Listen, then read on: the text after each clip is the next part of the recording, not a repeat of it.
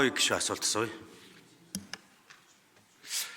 За зарим зүйлийг сонсоод бол бас зохиотор даргын санааг бол дэмжмээр санагдаж байгаа. Гэхдээ яг нэг тодруулах гээд нэг 2-3 зүйл асуух гээд байна. Захиргааны хэмжээний акт буюу энэ журмуудыг захиргааны ерхий хуулиар уг нь бол зохицуулдаг. Яагаад төвлөрөх томчийн хуулиар нэг оролдуулсан юм бэ гэдэг нэг асуучмаар байна. За мөн үүнтэй улбаалаад энэ захиргааны ерөнхий хуулийг засгийн газар санаачлах эрхийг нь яагаад хассан гэдэг 2 дахь асуулт байна. За мөн одоо өмнө нөх хил мэдээлэлээр гараад ирсэн мэдээлэлээр ингээ үндэслэх юм бол нийтдээ нэг 850 журам одоо хэм хэмжээгээд аваад гэх юм уу одоо хуулиар эрхээ аваагүй мөртлөө хэрэгжүүлсэн журмууд байгаа даа гэдэг. Тэгээ үүнээс гарсан хор уршигын судалгаа юу нь байгаа юу? За эдийн засгийн тусчулсан хор уршиг байт юм уу? Одоо хүн сурлыг нэмэгдүүлсэн байт юм уу? Авилгалын индексийг нэмэгдүүлсэн байт юм уу? Энэ нэг хор уршигын судалгааг нэг харж хагаад бас мөр яг энэ хуулиа нэгэнт явуулахаар бол энийг нь одоо хилцүүлэх явцад бас ярилцах зүйлүүд байгаа даа. Ягаад тэгжинхээр 22 онд одоо зөвшөөрлөө хуулийг баталгаж тэр за 21 онд банкны хуулийг баталгаж тэр эдгээр бол энэ журмуудын асуудлыг тухайн хуулиуд бол ерөөсөө за зөвшөөрлөлт холбоотой зөвхөн шалгуур шаардлагатай л журам гаргаж болно шүү. Бусад бүх журмуудаа та нар хүчингү болгоно шүү гэд 2-2 удаа тогтоол гарсан мэт. Улсын хурлын тогтоол. 69 дэх тогтоол нөгөөх нь хэдгээр тогтоол байлаа. Тэгээд тэр журмуудаа цуцлахгүй явсаар байгаад одоо үндсэндээ 25 оны 1-2 дугаар сард цуцалж байгаа байхгүй. Тэгээд тэр бол үндсэндээ нэг хуулийг хэрэгжүүлэхгүй байх, нөгөө гарын үсгээ авч үлдэх ийм санаачлага яваад байд. Тэгээд хуулийг хэрэгжүүлэхгүйгээ сайд нар дээр ямар ч арга хэмжээ болдог. Тэр одоо тэр нэг эрхээ аваагүй 850 журмаар ямар хор шиг яах юм. За дээрэс нь одоо эрхээ аваагүй байгаа мөртлөө тэр журмаа цуцлахгүй байгаа сайд нар дээр ямар арга хэмжээ авах юм. Энийг маш тодорхой оруулж өгөхгүй бол улс төрчнөр дээр очиод хуулийг хэрэгжүүлэх боломжгүй болдог. Хариуцлагыг тооцох боломжгүй болдог. Тэр тусмаа сайд нар дээр бол зөвхөн ерхий сайд хариуцлага тооцоож бид нар энэ ч зүгээр хилээлээдэг улсын хурлын 2-2 тогтоол их хурлын дарга бүр 2-2 тогтоол гаргаж байгаа шүү дээ. Энэ журмуудаа та нар цуцлаач ээ. 2 удаа тогтоол гарлаа. Тэгээ энийг бүр 2-3 жилийн дараа цуцалж байгаа байхгүй. Тэгээ иймэрхүү асуудлуудыг эрхэн яаж зохицуулж байгаа энийг нэг тодруулчмаар. За мөн жил болгон баталдаг одоо төсвийн хууль байт юм уу? За хөгжлийн төлөвлөгөө байт юм уу? Энэ хуулиудыг дагаж орж ирэх хуулиудын хэм хэмжээг бас нэг тодорхой зааж өгөхгүй бол төсвийн хууль орж иж байхад засгийн газрын бүтэц орж ирдэг те.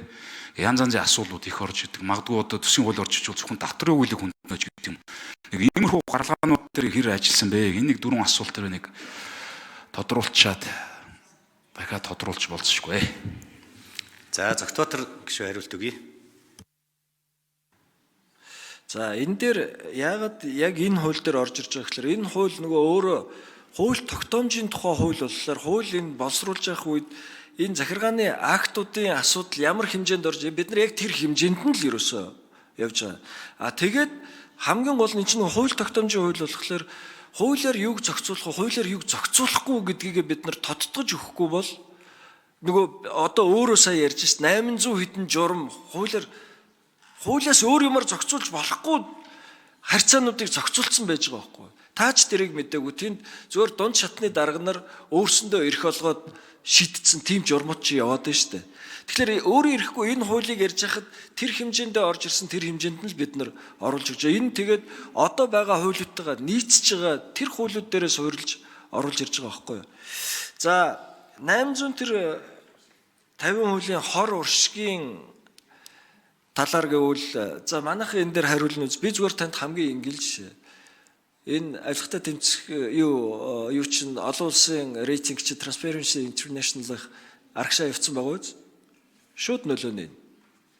Ягаад гэвэл ямар ч хуулиар заагдаагүй эрхийг дарга нар доороо авцсан. Тэгээд тэнд чинь жинхэнэ авилга хүнд суртлыг өөрөөр хэлбэл хүнд суртлыг үүсгэн хүнд суртал нь өөрөө авилга өгөх зайлшгүй шаардлагыг бий болгож байгаа. Тийм учраас би зүгээр шууд одоо хариулахад бол жишээлбэл энэ индекс бол яг энэний үр дагавар.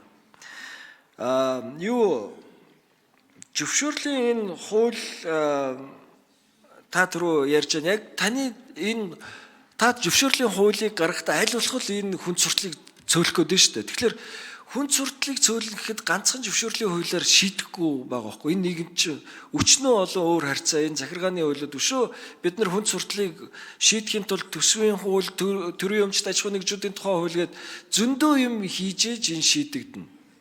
Тэгэхгүй бол нэг хуулиар энэ нийгмийн ийм том асуудал бас шийдэгдэхгүй. Энэ тэгтээ хувь нэмрээ оруулна. Ягаад гэвэл нөгөө хүн сурталын аппаратыг чинь шалгуурын өндөрсгөж өгөөд хүнд сурталтнуудын амьдралыг хүнд сурталтай болгож өгч байгаа байхгүй. Тэгжээж л энийг арай одоо иргэдэд очих ачааллыг хөнгөлөх тийм зорилго байгаа юм. Тэр төсвийг дагаж орж ирж байгаа хуулиуд айгүй удажж та түрүү тэр зөвшөөрлийн хууль дээр ч гэсэн өөрчлөгдөж байна гэх яг үнэ.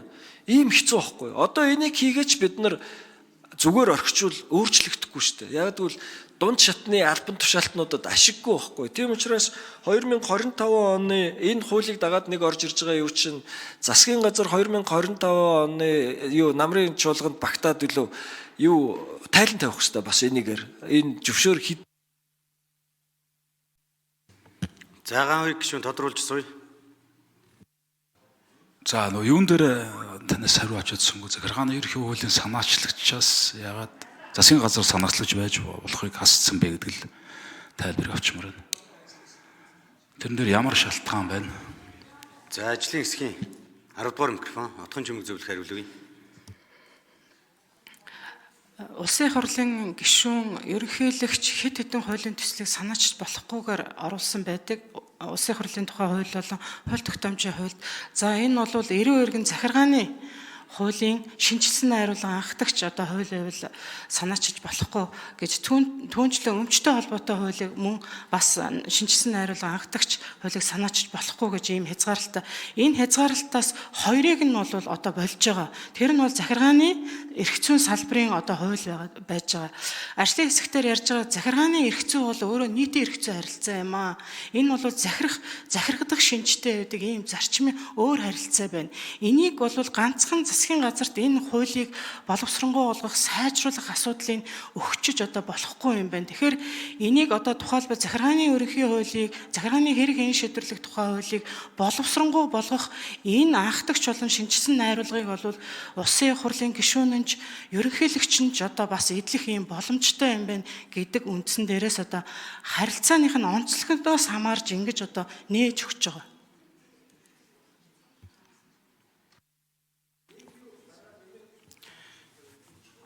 Тийм гав гишүүний асуултанд яг би бас нэг зүгээр санаа хэлэх гэсэн. Санаач явах. Үндсэн хуулиараа хууль тогтоох байгууллагын их хурл, хууль тогтоогч нь их хурлын гишүүд байж байгаа шүү дээ. Гэтэл одоо энэ захиргааны хэм хэмжээгийн чинь бүх төвшөнд энэ эрхийг нь давуулж одоо анхан болон дунд чатанд авчиж хүний эрхийн зөрчил үүсгэх нөхцлүүдийг гаргаад байгаа учраас гэж. Тэгээд тэр өндөр хөгжилтэй улс орнуудын жишгийг аваад үзэж гисэн яагаад авилга эрс багасдаг, яавал энэ хүнд суртал арилдаггүй гэдэг асуудал нь яг л энэ журамтай холбоотой, хуулийн хэрэгжилттэй холбоотой, энэ хоёрын зохистой харьцаатай холбоотой асуудал үүсэж байгаа. Манай нэг сул тал бол хууль нь иж бүрэн зохицуулалтаа өөрөө бүрэн хийж чадахгүй байгаад байна. Сул байна гэдэг зүйл ойлгогдож штэ. Түрүүн ариун зээг шүүн яагаад хууль хэрэгжихгүй байна гэж асуув. Хууль хэд ерөнхий учраас хэрэгжихэд хүндрэл үүсэж байна. Орон нутгаар яваад ард иргэдтэй энэ хуулийн талын хэлэлцүүлгүүдийг хийгээд яриад үзэхээр хуулиа ер нь ойлгохгүй байна. Хэд ерөнхий учраас тэрийг яаж хэрэглэхээ мэдэхгүй байна. Тэгэхээр эдгээр асуудлуудыг нь илүү нарийн хвчилж хүндээ ээлтэй үзэл баримтлалтай тийм хууль болох нь зөв юм а гэж харж байна. Ахаад одоо улсын их хурлын гишүүн эсвэл бол засгийн газар хоёрын хууль санаачлагтай холбоотой хоёр юм үзэл баримтлал дээр том ялгаа гарч ирж байгаа. Засгийн газраас боловсруулж орж ирж баригдаж байгаа хуулиудын дийлэнх нь мэдээж хэрэг одоо төрийн ажлыг явуулах зорилготойгоор. Улсын их хурлын гишүүдийн санаачилж байгаа хууль нь үзэл баримтлалын хүрээнд бол илүү их хүний эрхийг хамгаалах чиглэл рүү чиглэж болж байгаа. Тэгэхээр энэ бүгд дээр энэ улсын их хурлын гишүү их хэмжээгээр хууль санаачлах эрхээ хязгаарлуулсан байгаа энэ төр нөхцөл бол бас хүнд байна.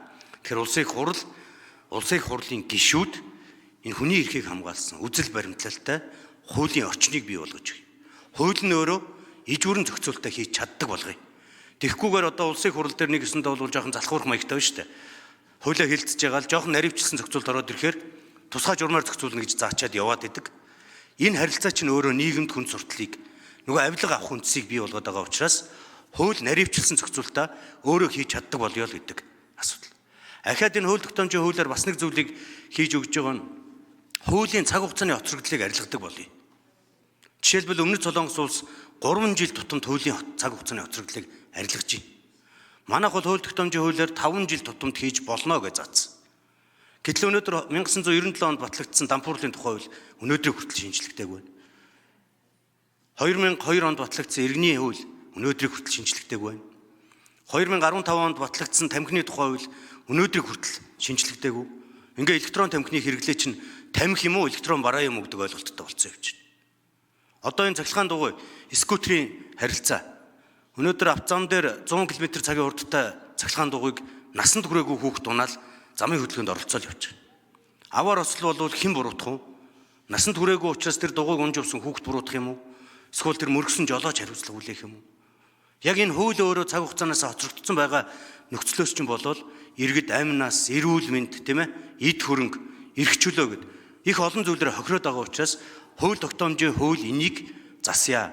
Хууль илүү сайн болъё, наривчлсан зохицуулттай бай, иргэдэд ойлгомжтой байя л гэдэг ийм л үзэл санаан дээр энэ асуудал явагдаад байна.